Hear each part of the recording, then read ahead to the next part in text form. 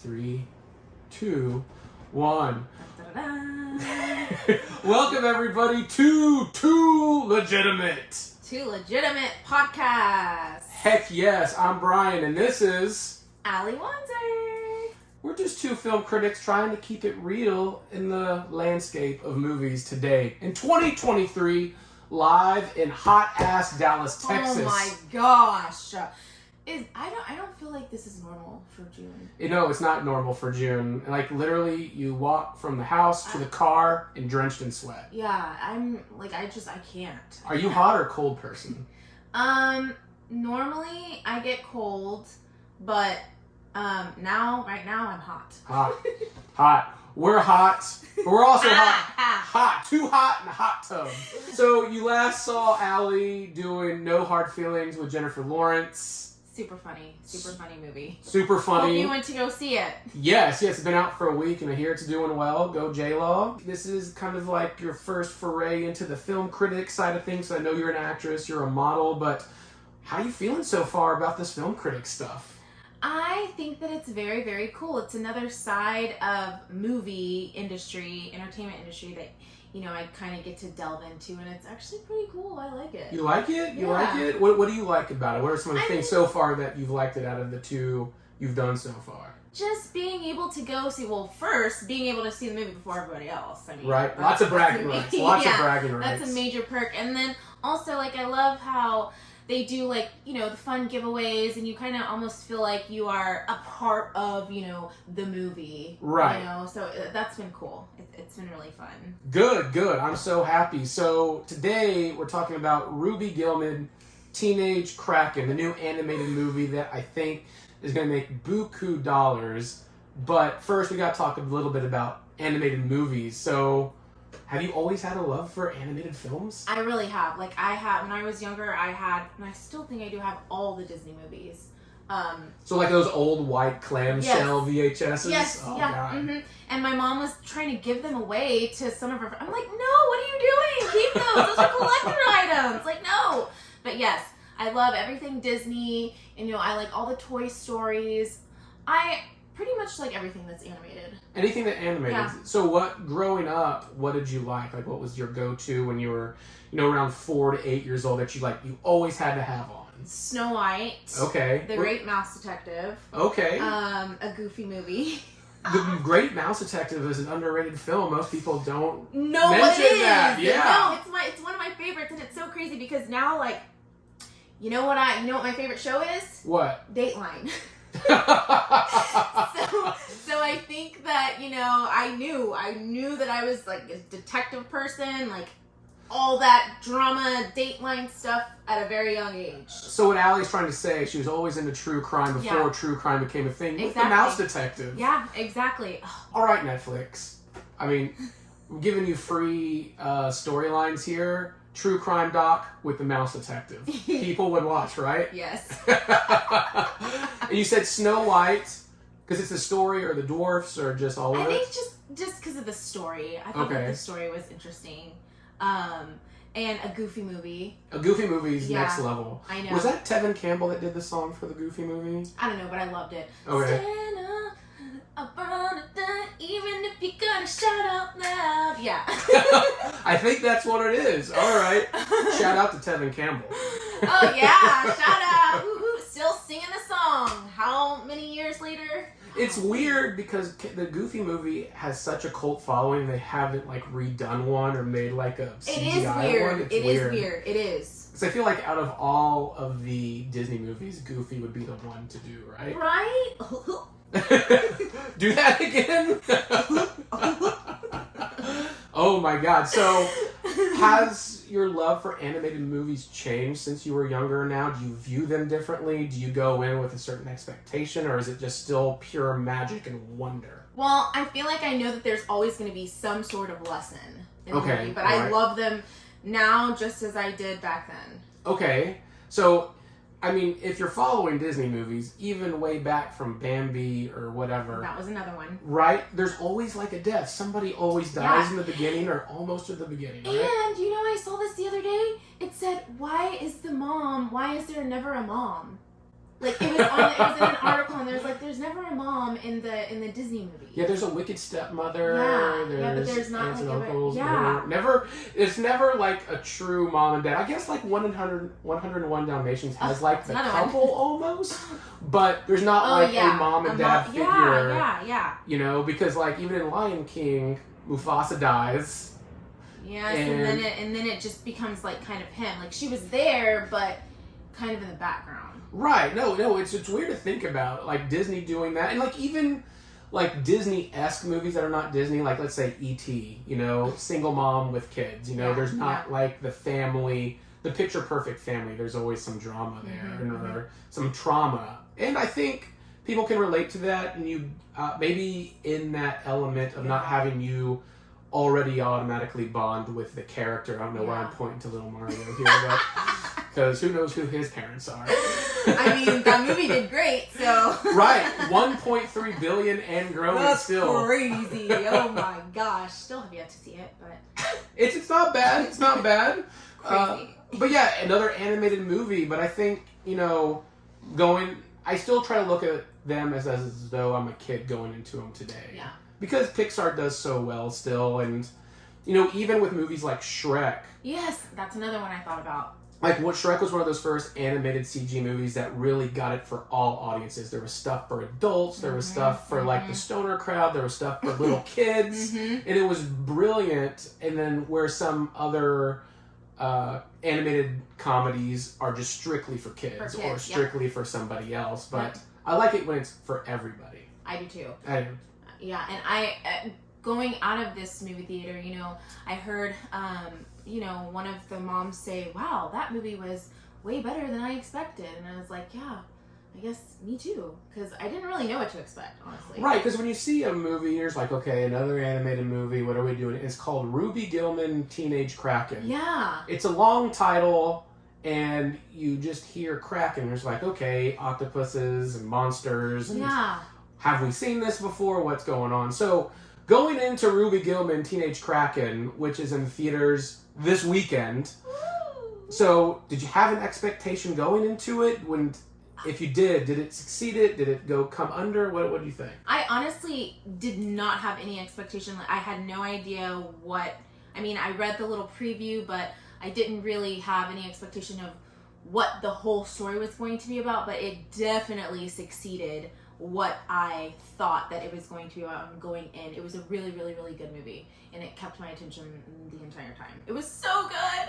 So is it one of those like 2.5 hour movies, or is it like an hour and a half? No, more on the hour and a half side. Okay, that's good. That's good. Yeah, and it moved along, like, it was a good pace. Yes, so... Ruby Gillman, Teenage Kraken, it exceeded your expectations. It did. So, tell me first, what was the like one or two aspects of Ruby Gillman, Teenage Kraken that really sold you? Was it almost immediate, like 5 minutes, and you're just like, okay, I'm gonna like this? I think it was just her curiosity, and well, she was just, you know, this little awkward teenager that kind of wanted to fit in with the humans, and she was just trying to kind of find her way in that.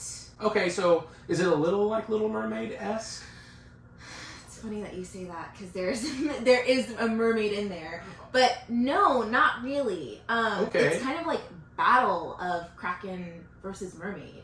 Cool. Yeah. All right. Yeah. I mean, sold me right there. Yeah. Kraken versus mermaid. I'm thinking action-packed martial arts. And that was completely unexpected. Like, I did not think that there was going to be any mention of mermaid, or, I mean, again, I didn't know what it was about at all, but that was completely unexpected. Okay, so what is the movie about? Like, what can you tell people without giving anything too much away? What do you think Ruby Gillman Teenage Kraken is really trying to say? What is it about? Like, give me the log line of the movie. So Ruby Gillman is this awkward teenager who finds out she is one of 3 giant sea krakens which protect the oceans from none other than the narcissistic mermaids.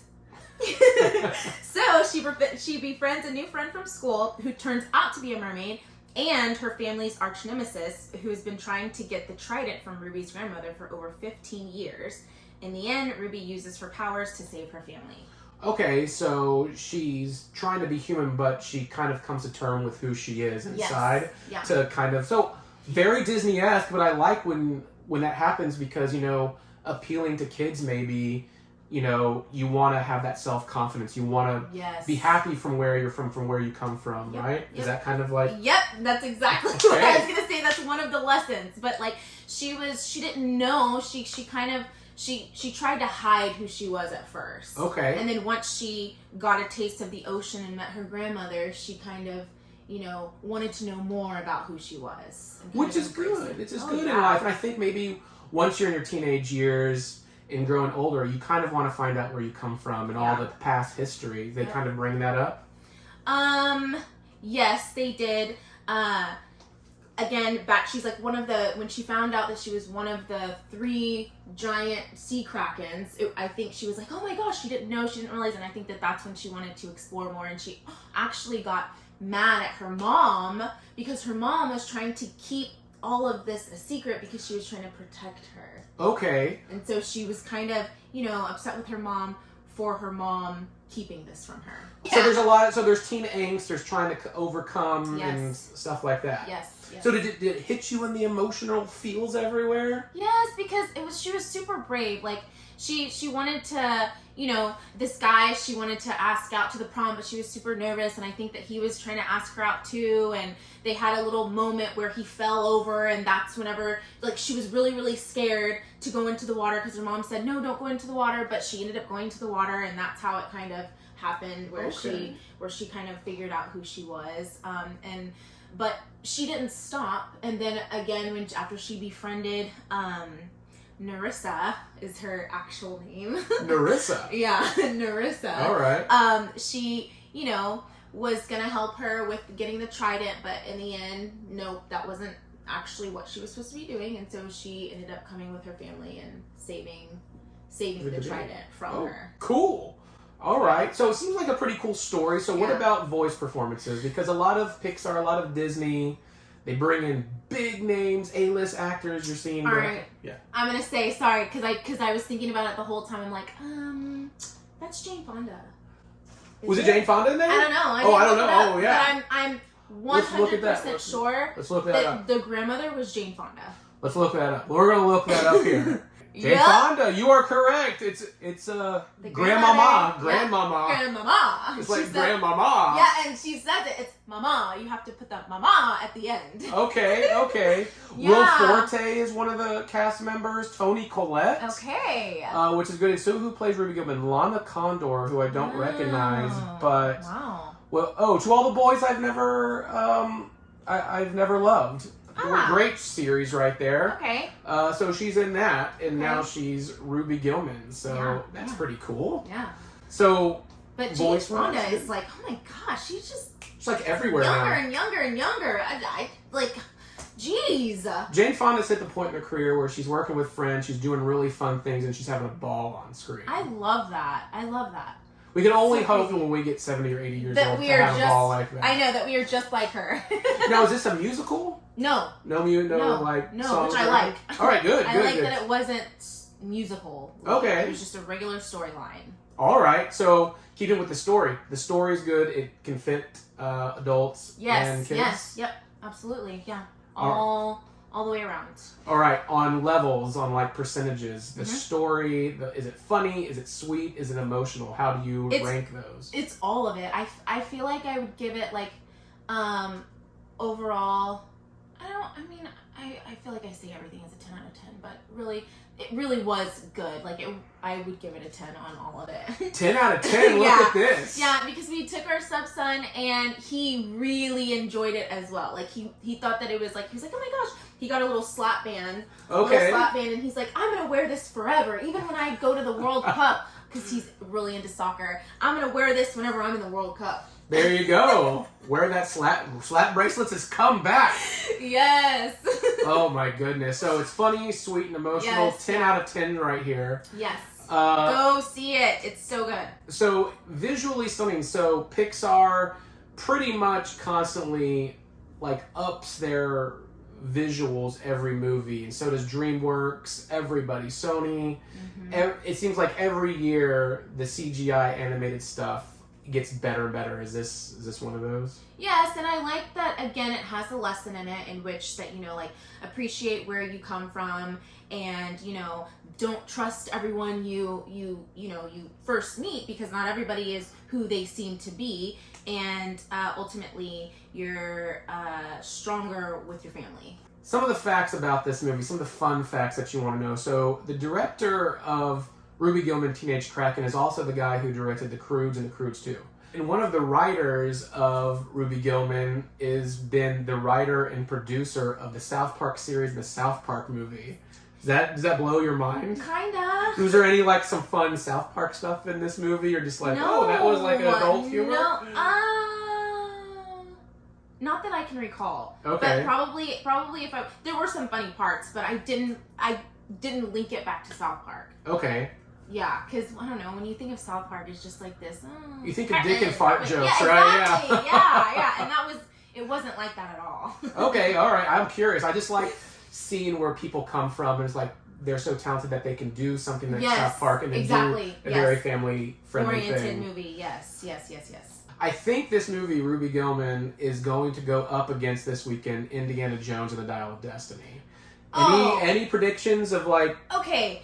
Indiana Jones, it's kind of been there, done that. You know what I'm saying? This is completely new. It hasn't really been done before. Yes, it's animated, but it's just an overall good story. And again, it hits adults, teenagers, kids. And so I feel like this can definitely outdo Indiana Jones. All right. Look at that. Harrison Ford, watch out. Sorry! So look directly in that camera and give your recommendation to everybody. I totally recommend you go see it. 10 out of 10. You will love it, just like I did. And this is Too Legitimate Podcast. I'm Bryan Kluger. Too legit. Quit. And Alexandria Wanzer. Tell them where they can find you. Look me up on JCPenney, Metal Supermarket. Just did a fitness connection, and still waiting for that epic water park commercial to come out. Find her on TV. She's killing it. And thank you for listening. As always, follow our other podcast, My Bloody Podcast, No BS with Bryan and Susan, and Fear and Loathing in Cinema. Thank you. We'll be back next time.